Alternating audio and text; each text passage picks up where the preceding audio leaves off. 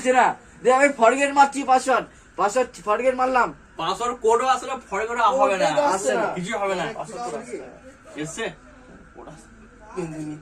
Code আসছে কিন্তু মানে আমার তো খুলছেই না, মানে ডিসপ্লেটা সাদা হয়ে গেছে আমার। রিপিট মারলাম। আচ্ছা এ আমাকে শোন না বেটা, এ আমাকে ফোন করে বললো, ফটোগুলো কি তুই আমাকে ফোন করে যখনই বললি যে ফেসবুকে দেখ তো কেন খুলছে না ভাই, দিয়ে আমি তখন কিন্তু আর্জেন্ট একটা কথা বলছিলাম বুঝলি তো ঘরে, হবে না, দিয়ে খুললেই দেখছি আমার প্রোফাইলটা এলো, দিয়ে না অটোমেটিক সাদা হয়ে বন্ধ হয়ে গেল। আমারও সেম। কিনেছে ওইটা হবে। কেন হলো এটা?